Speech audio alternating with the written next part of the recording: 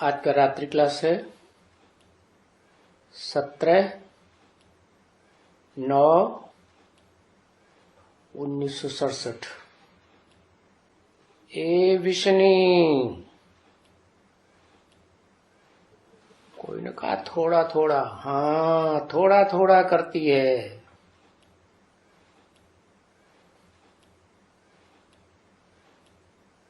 ये मम्मा बाबा भी तो सर्विस में हैं।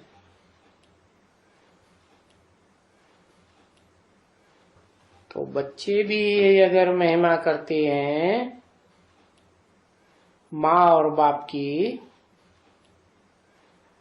तो महिमा वो कर ही तब सकते हैं जबकि माँ और बाप के लिए फिर से ये सर्विस करते रहे, फिर के सर्विस करते रहे, औरों का कल्याण करते रहे।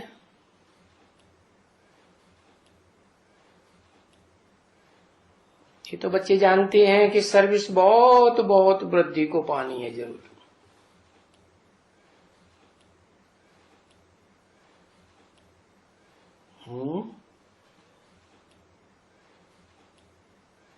क्यों ऐसे कहा? क्योंकि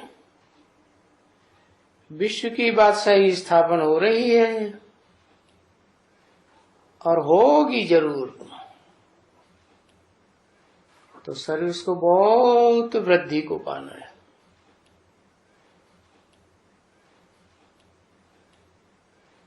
तो कभी भी हार्ट फेल नहीं होना चाहिए और सर्विस में ही लगे रहने का पुरुषार्थ करना चाहिए।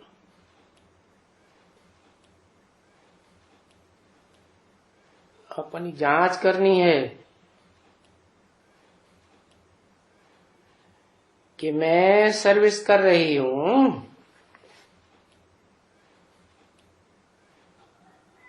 जिसके हम संतान हैं,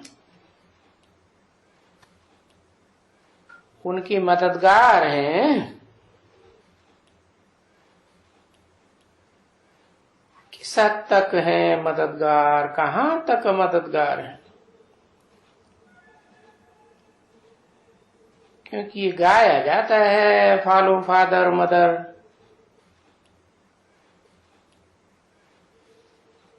तो फॉलो करती हूं।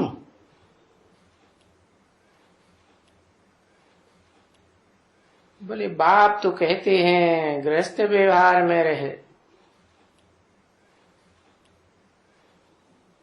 और ये बच्चियां आजकल ये व्यवहार कर रही हैं।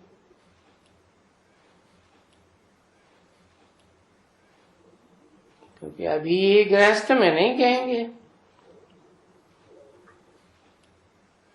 ये व्यवहार में है। और वो फिर जो गृहस्थ में भी है, व्यवहार भी करते हैं अपनी गृहस्थी को सपोर्ट करने के लिए, संभालने के लिए। अब इनको कोई गृहस्थ तो है नहीं, बाकी हाँ ये ब्रह्मचारिणी है और व्यवहार भी करती है।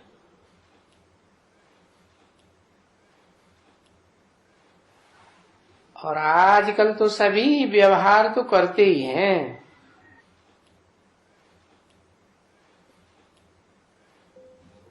माताएं हों, कन्याएं हों, बहुत व्यवहार करते हैं, धंधे धूरी करते हैं ना, बड़े बड़े दुकान संभालते हैं, हीरे जवाहरातों की भी दुकान संभालते हैं।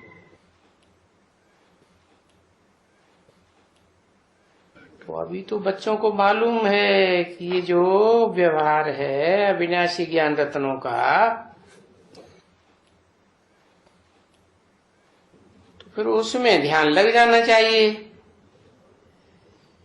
कि हम कहाँ तक ये इस अविनाशी ज्ञान रत्नों के व्यवहार में तीखे हैं।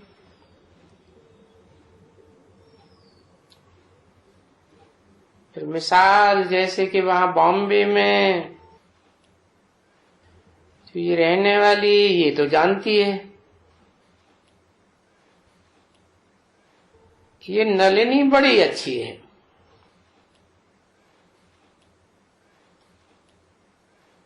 अच्छा, वो नलिनी की वो उनकी बड़ी बहन नहीं, उनकी छोटी बहन इंदिरा, देखो बच्ची है, वो भी तो अच्छी संभाल करती है, बड़ा अच्छा भाषण करती है।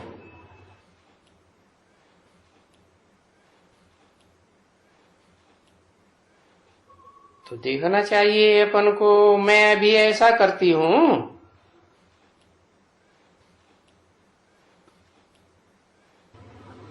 ये कहेंगी नहीं, मैं तो सर्विस करती हूं इसलिए नहीं करती हूं। अरे तो सर्विस करती है तो क्या हुआ, वो तो नौकरी है 8 घंटे की, तो बाकी टाइम कहाँ लगाती है? तो बाकी टाइम तो इसे ईश्वरीय सर्विस में लगाना चाहिए ना।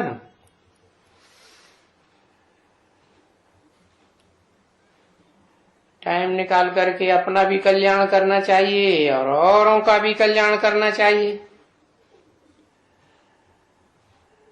अगर औरों का कल्याण नहीं करेंगे तो गोया अपना कल्याण नहीं करेंगे।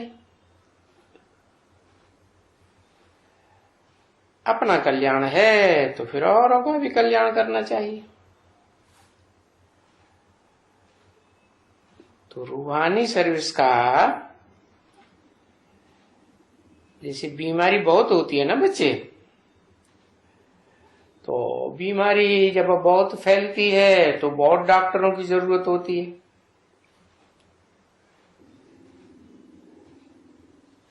अब तुम तो जानते हो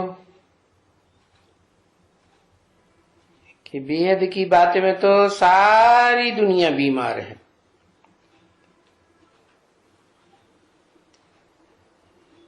सारी दुनिया रोगी है बिल्कुल।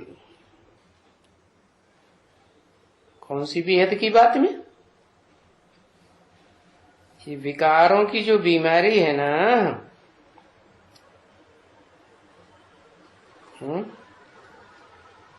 जब नई दुनिया थी तो सारी दुनिया निरोगी थी, है? उस समय इतनी बड़ी सारी दुनिया तो नहीं थी जब निरोगी थे, क्योंकि वहां तो छोटी सी दुनिया थी और ये इनकी दुनिया थी लक्ष्मी नारायण की।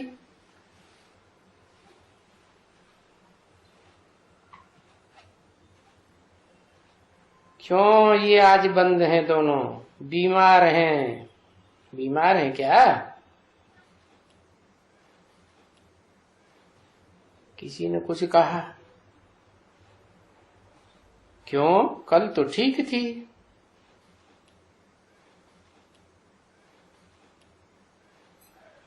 कौन नहीं पढ़े हुए हैं?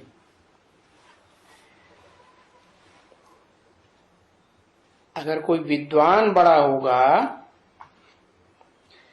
और उसको समझाने वाली कोई कच्ची ब्राह्मणी होगी तो फिर उनको समझा ही नहीं सकेगी,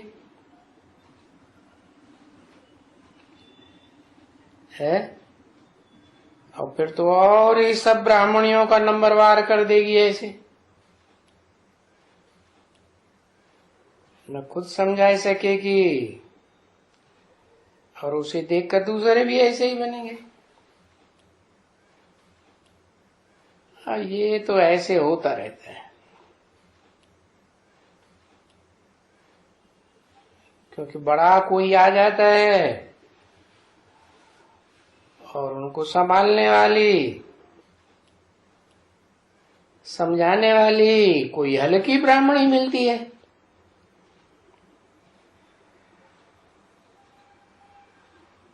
तो फिर वो वाइब्रेशन इम्प्रेशन लेकर के जाते हैं, बैड इम्प्रेशन।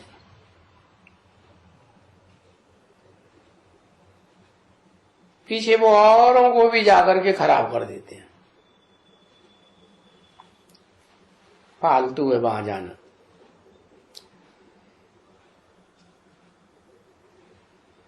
बाबा तो कहते हैं ये जो कुछ भी पास्ट में हो गया,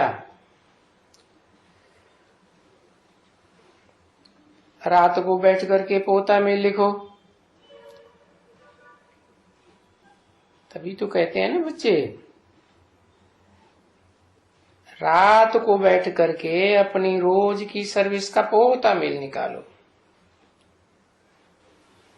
कि सारे दिन में हमने क्या क्या किया, सर्विस में रहा या दैवी गुणों की धारणा की, क्या क्या किया। तो रात को बैठ करके रोज अपना पोता मेल, अपनी कमाई का पोता मेल निकालना चाहिए ना। अब जिनको कुछ कमाई करनी है वो तो करेंगे, क्योंकि ये तो सबके लिए है ना बच्ची। कोई भी समझते हैं कि हम तो बहुत अच्छा नामी ग्रामी हूं, और जैसे समझो रमेश है,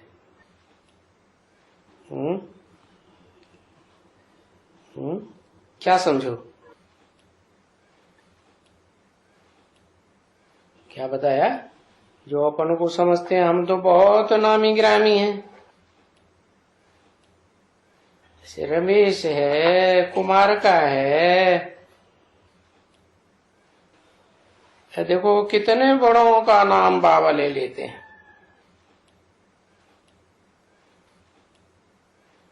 वास्तव में उनको भी ये चाहिए जरूर। क्या क्या चाहिए है? कि सारे दिन की कमाई का पोता मेल रात को बैठकर लिखना चाहिए, क्योंकि ये नियम है ना, जैसा कर्म मैं करूंगा या करूंगी, मुझे देख करके और भी करने लग पड़ेंगे।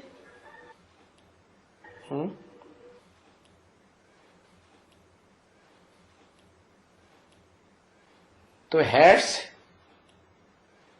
अपन को देखना चाहिए, मैं हेड्स हूं ना, तो उनको जरूर कुछ करना है। लिख करके, रात को लिख करके देखना चाहिए मेरे से कोई भूल तो नहीं हुई है। और सारा दिन में मैंने कितना याद किया,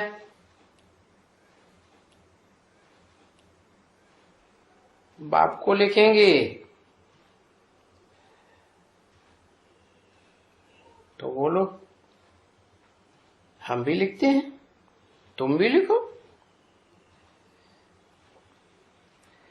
तो जब ब्राह्मणी खुद लिखती है तो फिर सबको बोल सकती है कि तुम भी लिख करके आओ पोता में। हम भी लिखती हैं। तो बाबा तो यहां सुनाते रहते हैं पोता में लिखने के बारे में, समझे ना। बाबा कहते हैं ना, भाई तुम बच्चे जो अनन्य हो, अच्छे अच्छे, जो अपना चार्ट लिखते हैं, मैं इतना नहीं याद कर सकता हूं है, क्योंकि मुझे तो बहुत कुछ देखना पड़ता है ना।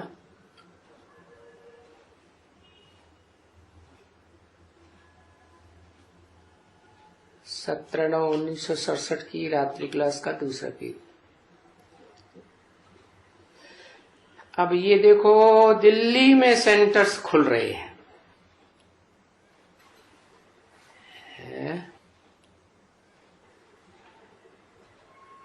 तो मुझे तो बहुत कुछ देखना पड़ता है ना, तो उनका ख्याल बाबा को कितना रहता होगा। रात को नींद भी फट जाती है, कोई कोई समय में ख्याल करते करते सारी रात नींद नहीं आती। कोशिश भी करते हैं बाप को याद करें, जैसे बच्चे बाबा के पास आके कहते हैं बाबा हम कोशिश करते हैं, हमसे याद करना भूल जाता है।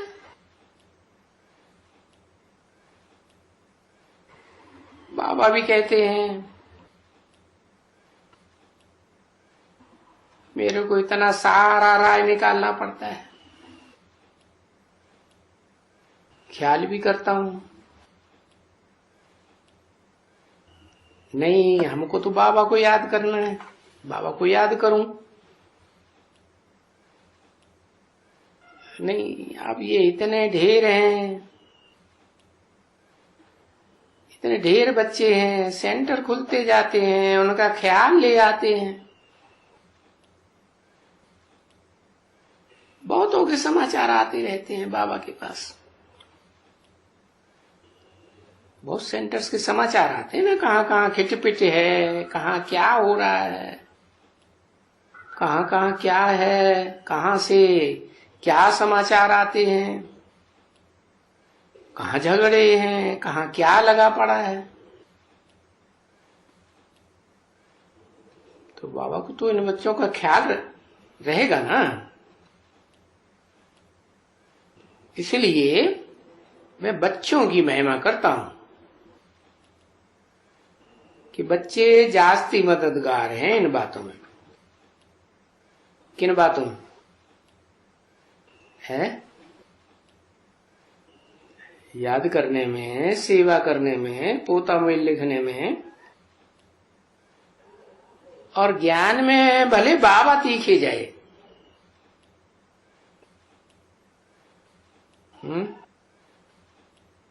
क्योंकि राइट हैंड शिव बाबा का है, और वो तो दिखलाता भी है कि बरोबर बाबा तो नंबर 1 में है ही माला के दानों में, है ना बच्ची? हाँ क्यों नहीं है, अपने को बचा लो, बच्चों को आगे करो। तो उस बातों में तो कभी किसी को संशय पड़ ही नहीं सकता है।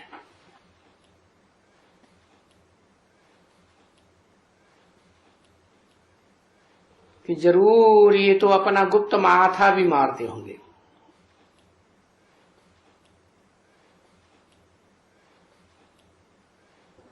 बच्चे बैठते हैं, तभी और बच्चे आते हैं,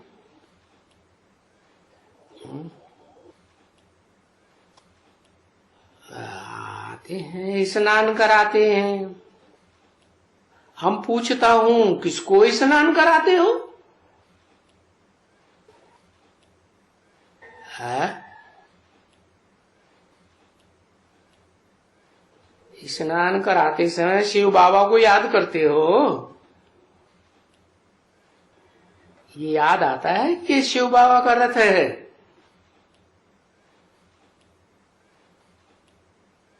तो जरूर बाबा को ख्याल रहता ना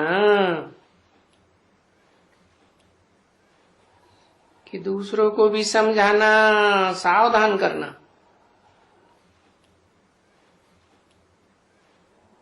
तो तुम भी याद करके कि हम शिव बाबा के रथ को स्नान कराते हैं, तो बाबा को याद करो।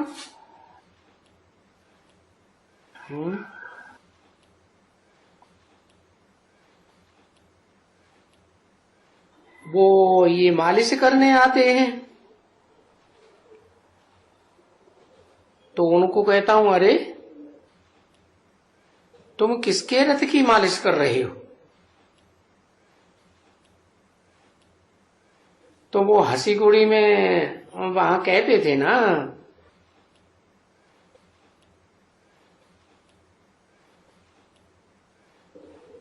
शिव, किसी ने कहा वो बूट पालिश करते थे।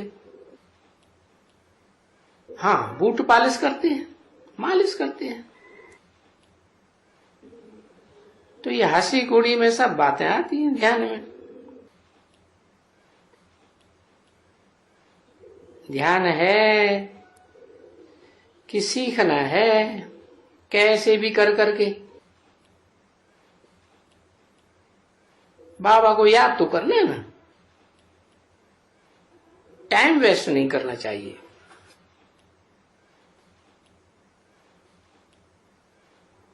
क्यों? क्योंकि आजकल शरीर के ऊपर तो भरोसा नहीं है।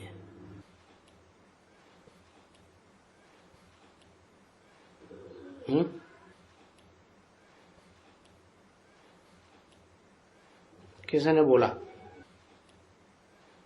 है? सुनते रहते हो, अकाल मृत्यु तो बहुत होते रहते हैं, ढेर आते हैं।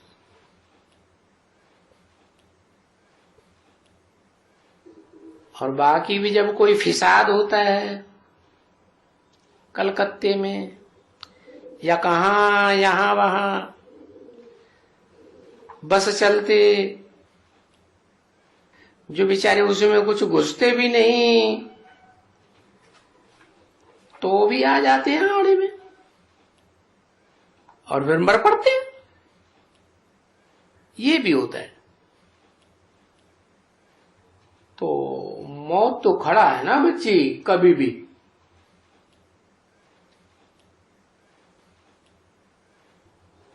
तो मौत होने से आगे ही अपना पुरुषार्थ करके बाबा से वर्षा लेने का तो पुरुषार्थ करना है ना, क्योंकि आज की दुनिया में शरीर के ऊपर तो कोई भरोसा है नहीं।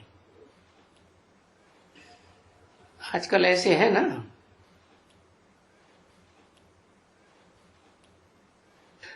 आजकल अभी तो थोड़ा ठहरो, थोड़ा ठहरो। ये बच्ची बहुत खिचपिट होगा, समझे ना।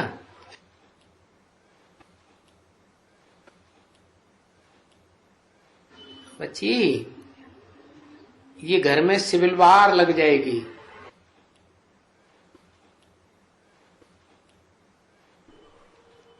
जैसे बाहर में होती है ना, मिलिट्री की हो जाती है।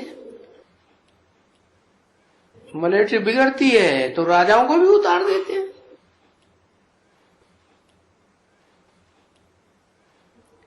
तो फिर ये सभी प्रेसिडेंट वेसिडेंट ये सब उड़ जाते हैं।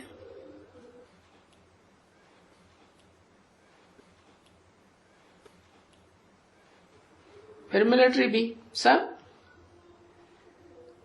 तो यहां तो तुम देखो, भारत में तो और ही खौफनाक है बहुत।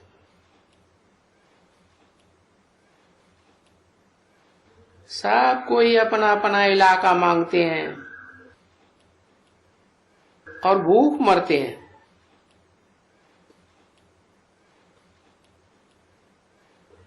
भूख मरते हैं तो फिर वो बोलते हैं एक दूसरे को, अरे भाई क्यों नहीं मांगते हो अपना इलाका?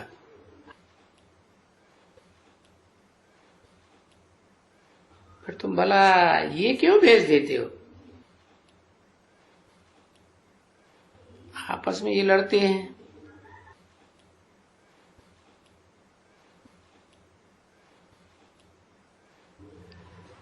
गवर्नमेंट मदद नहीं करती है। सेंट्रल गवर्नमेंट मदद नहीं करती है तो हम क्यों किसी को मदद करें। तो देखो दुनिया में हर एक बात में झगड़ा होता है ना, और ये झगड़ा होता है तो ये पिकेटिंग फलाना टीरा, देखो कितने हंगामे बड़े पड़े।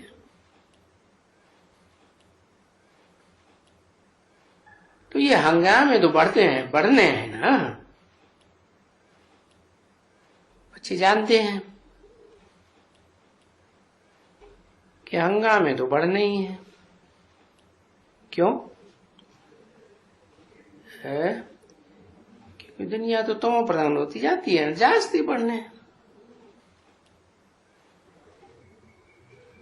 जैसे वो लोग कहते हैं 1970 में हमको अन्न मंगाने की विलायत से दरकार नहीं रहेगी, और विलायत वाले खुद कहते हैं कि नहीं, ऐसे तो कभी भारत अपने पैरों पर खड़ा ही नहीं हो सकता है।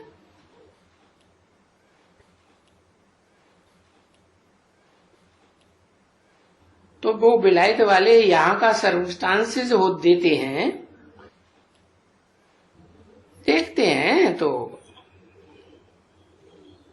ऐसे कहते हैं। तो ये इम्पॉसिबल है, और तुम तो जानती हो कि 100% इम्पॉसिबल है क्या है? जो कहते हैं विलायत से अनाज मंगाने की दरकार नहीं रहेगी, क्योंकि ये तो कैलेमिटीज तो आने वाली है ना, है उनको कहा जाता है कुदरती या आपदाएं। सो तो बिल्कुल बहुत ही आते रहेंगे, क्योंकि जब ये आपदाएं आती हैं तो क्या कोई आएंगे है? यहां कोई आएंगे फिर आपदाएं आएंगी तो? किसी में तुम्हारे पास सुबह को आएंगे वो माइयां क्लास करने आएंगी? नहीं, बहुत फसाद होते हैं। पीछे कभी भी कोई जा नहीं सकते हैं, कर्फ्यू लगा, फलाना लगा, टीरा लगा। तो ये दिन प्रतिदिन सिविल वार कहते हैं ना, तो ये सब कुछ होने के पहले ही तुम कोशिश करके अपना वो तमो प्रधान से सतो प्रधान पूरा पुरुषार्थ करके सतो प्रधान बनने के लिए कोशिश करते रहो, क्योंकि फिर बाद में तो बाहर नहीं निकल सकेंगे, कोई आ जा भी नहीं सकेंगे, फिर तो मुरली भी नहीं सुन सकेंगे, ऐसे भी हाल हो जाएगा।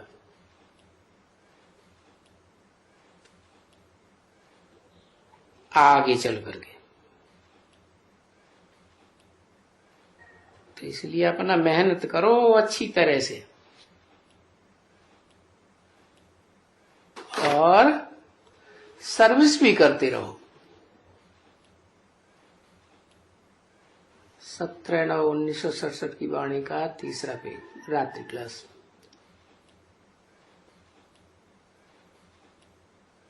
तो वो गफलत से टाइम वेस्ट नहीं करना होता है बच्चे, कम से कम और कुछ नहीं कर सकते तो याद की यात्रा में तो मजबूत रहो। देखो जब भी बच्चे कहते हैं कि मैं मुझसे नहीं बोल सकती हूँ,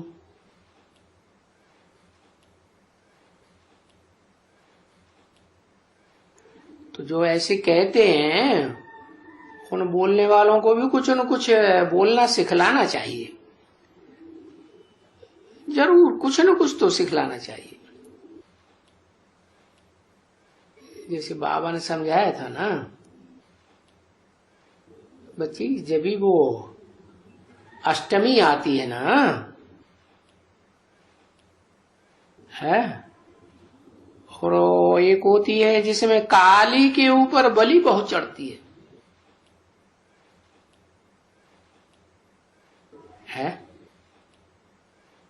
वो बलि चढ़ने का भी समय होता है।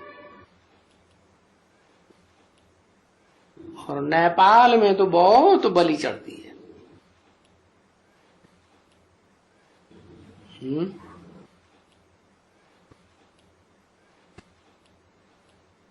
नेपाल के ऊपर आई आप, किसके ऊपर बलि चढ़ती है? महाकाली के ऊपर। तो वहां हमारी कायदा क्या है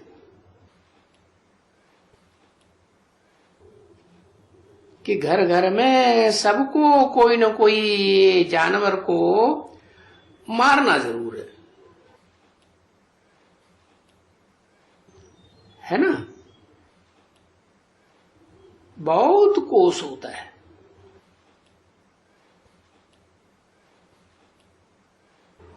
उस अष्टमी के दिन, उस समय है।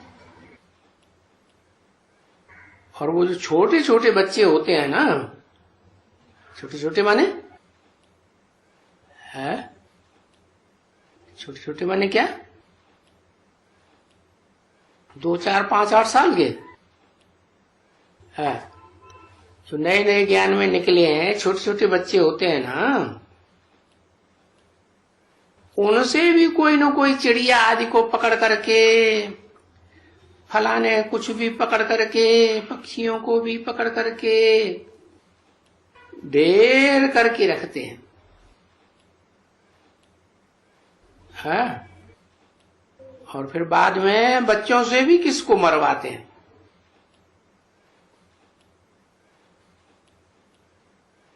है? अपने हाथ में रख करके कहते हैं खुखोरी से इसे काटो। छोटा गोद में लिया हुआ बच्चा होगा ना,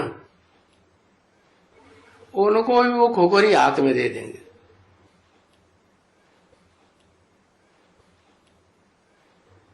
और अपना हाथ लेकर के ऐसे वो छोटे को भी, कोई चिड़िया होगी या कुछ भी उनको होंगे, मारते जरूर, मरवाते जरूर। तो ये वहां का एक रस्म है, बड़ी कड़ी रस्म है। क्या? कहाँ का? नेपाल का? नेपाल का रस्म है। तो भारत में हमें क्या मुसीबत आ रही है? तो नेपाल का रस्म होगा, देश विदेश में अपनी अपनी रस्म होती है, चलती रहती है, हमको क्या मुसीबत है?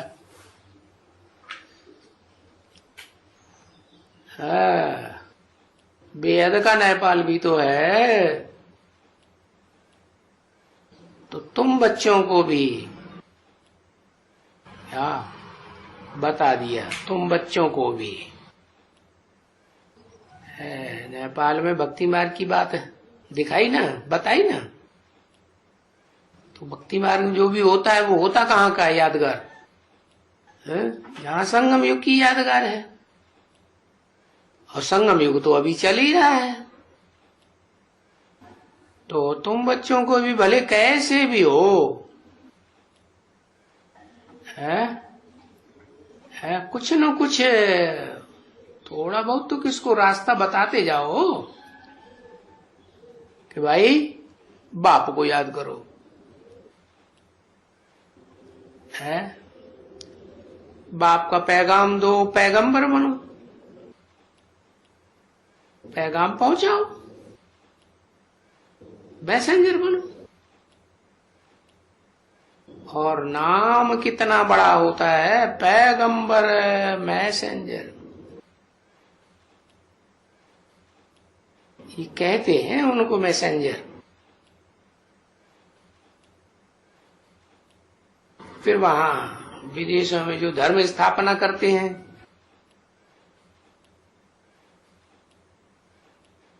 तो तुम बच्चे भी तो अपने धर्म की स्थापना के काम में हो ना। तो तुम हो धर्म स्थापन करने वाले। भविष्य के लिए नया धर्म स्थापन करते हो ना। यानी ये किसको भी कभी बुद्धि में नहीं आता है कि सिर्फ स्थापनाएं करने वाला उनको फिर गुरु कहा जाता है। होते हैं सिर्फ एक बाप धर्म पिता है, स्थापनाएं करने वाले गुरु। कह देते हैं अब गुरु तो कोई होते नहीं है, क्योंकि गुरु तो होता ही है सदगति के लिए। वो कैसे सदगति करेगा?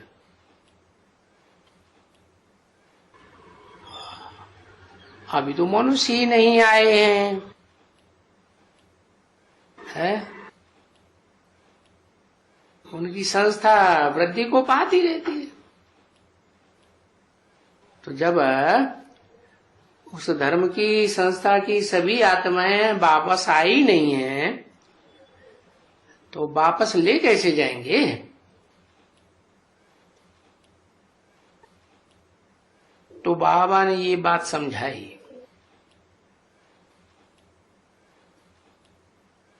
कि सदगति के लिए गुरु कभी कोई मनुष्य बन ही नहीं सकता है।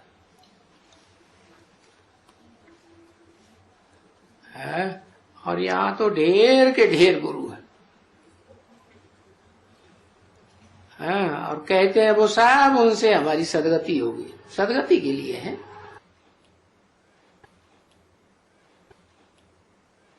जब वो समझ में आता है उनको कि वो गुरु लोग जैसे कि ब्राह्मण होते हैं, उनमें भी गुरु होते हैं। ये खाना भोजन वगैरह ये सब पाते हैं, तो उनमें भी गुरु लोग होते हैं। और फिर गीता भी पढ़ते हैं, पढ़ाते हैं साफ शुद्ध। तो ये तो बच्चों को समझ में आ गया कि गुरु जिनको नाम है वो वास्तव में तो है ही एक शिव बाबा। और फिर तो उनके बच्चे हो आत्मा है ना।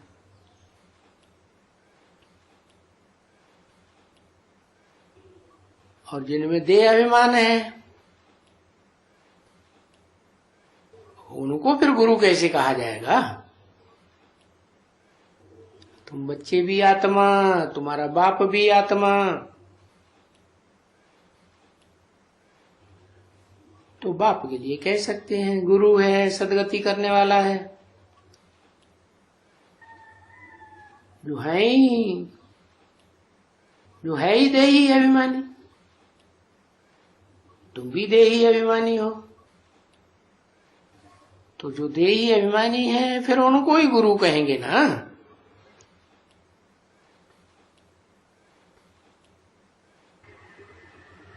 क्योंकि तुम भी अपन को देही अभिमानी बन आत्मा समझ,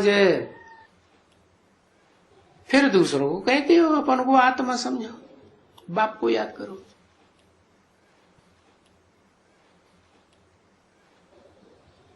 जो देह अभिमानी है वो तो ऐसे कह ही नहीं सकते हैं, कुछ भी नहीं कह सकते एकदम। तो इसमें मेहनत है किसमें? देही अभिमानी बनने में मेहनत है, बहुत मेहनत है। बाबा ने बहुत करके समझाया है, बहुत दफे, कि जा करके पहले पहले तो देही अभिमानी तो अपन को समझो, ये प्रैक्टिस करो है। तो जब देही अभिमानी का पुरुषार्थ करेगा, अपन को आत्मा समझेगा है, ज्योति बिंदु आत्मा को याद करेगा, अपनी भ्रकुटी के मध्य में तो बाप के साथ योग भी लगेगा। वो पहले ही पहले बाबा कहे अपन को आत्मा आत्मा, कि भाई इतना माथा मारो समझने के लिए। सो भी यहां तुम्हारा बहुत हो सकता है क्या? आत्मा समझना, क्योंकि यहां आत्माएं परमात्मा के साथ बैठे हैं घर में।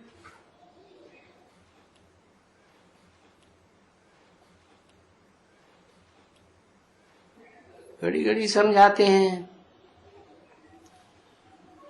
बाबा, शिव बाबा, बाप दादा,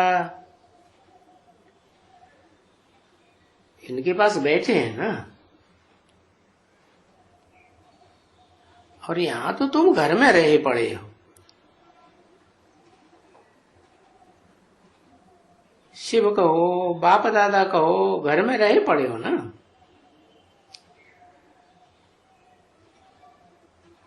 और वहां बाहर की दुनिया में तो शिव बाबा बाप दादा के घर में नहीं हो। शिव बाबा तो यहां रहते हैं ना। तो यहां तुम्हारी उन्नति बहुत होती है।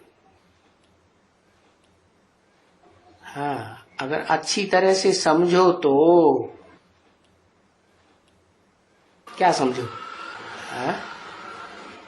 अपन को आत्मा समझो तो यहां तुम्हारी उन्नति बहुत होती है। आने से ही उन्नति होती है। इसीलिए तो मधुबन का नाम डाला है ना। है? तो यहां तुम्हारी उन्नति होगी। किस लिए मधुबन का नाम डाला है? मधुबन नाम क्यों डाला? क्योंकि यहाँ डायरेक्ट मुरलिया बाजे। वाह भाई, इसलिए तो मधुबन का नाम बाला होता है? क्योंकि ऐसे फिर जो अपन को आत्मा समझने वाले पुरुषार्थी होते हैं, उनके आगे तो बाप बैठे हैं ना। देखो यहाँ भी बैठे रहते हो।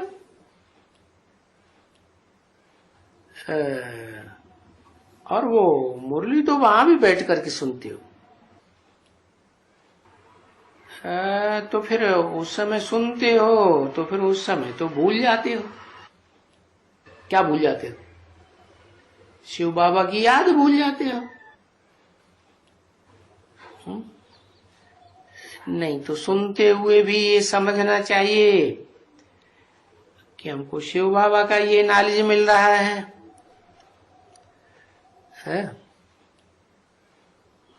परंतु भूल जाते हो क्योंकि शिव बाबा वहां सामने तो है नहीं। है?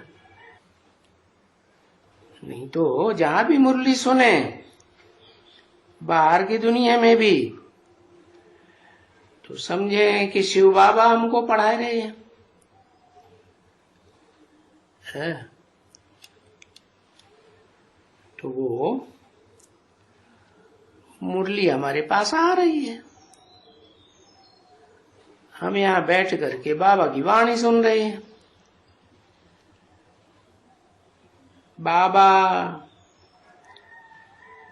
तो शिव आते रहे, घड़ी घड़ी बुद्धि में आते रहे। हाँ, फिर कोई बाहर की दुनिया का ख्याल नहीं आना चाहिए। हाँ, भले बाहर में रह करके भी मुरली सुनो, तो ये मेहनत करनी है। हाँ, बच्चों को ये याद करने की बहुत मेहनत करनी है। ये तो सहज मेहनत है ना, और कोई मेहनत थोड़ा ही है बच्चे। 17/9/1967 की रात्रि क्लास का चौथा पेज। तो ये अभी चित्र वगैरह ये सभी युक्ति रची हुई है। किसके लिए? कि चित्रों को देख करके ही तुमको याद आती रहे, या मनुष्य आवे तो वो यहाँ बहुत शो देखें, हाँ, अंदर आकर के कुछ इन चित्रों पर समझें।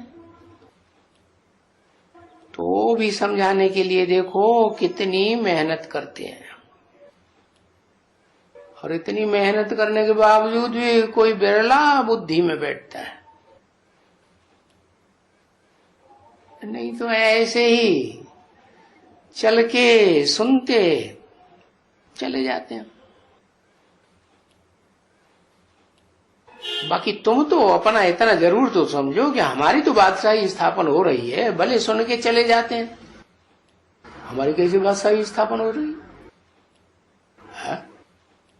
वो सुन के चले जाते हैं, ध्यान नहीं देते उतना, तो हमारी बादशाही कहां से स्थापन हो गई है? भले थोड़ा भी सुन के चले जाते हैं, प्रजा तो बन गई ना। तो प्रजा तो बहुत बन रही है?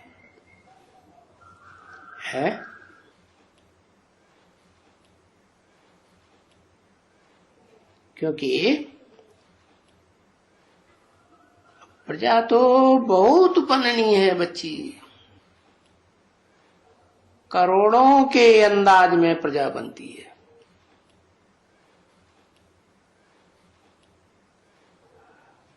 और उस प्रजा में साहूकार भी बन रहे हैं, गरीब भी बन रहे हैं।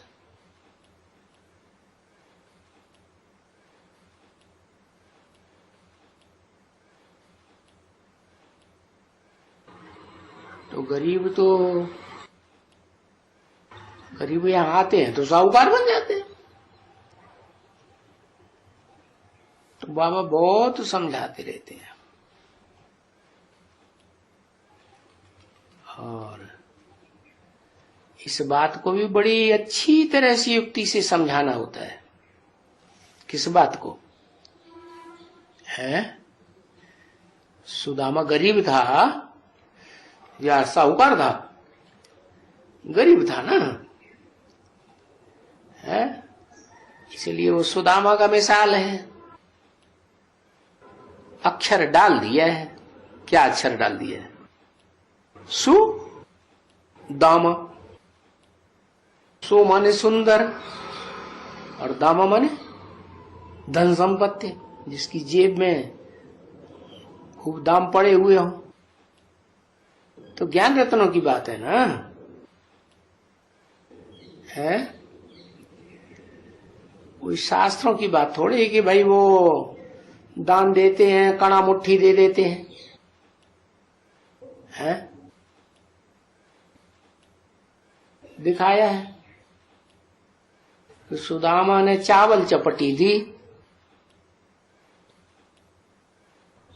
है? अभी चावल तो कोई 2 मुट्ठी थोड़े ही कोई लेकर के आते हैं, है? तो ये चावल क्यों दिखाई दिए? है? चावल माने आत्मा की निशानी।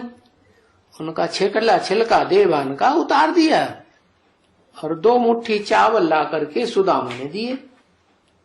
ज्ञान बुद्धि में बहुत बैठा है ना, नाम है काम के आधार पर सुदामा। तो ज्ञान सुना सुना करके 2 मुट्ठी चावल कितने होंगे? 100 से तो ज्यादा हो गए होंगे दाने। हाँ, तो 108 दाने विजयमाला के और 108 दाने रुद्रमाला के। 2 मुट्ठी चावल बाकी यहाँ कोई स्थूल चावलों की बात थोड़ी ही है। यहाँ कोई लेकर के आते हैं 2 मुट्ठी चावल? नहीं। तो ऐसे है बरोबर।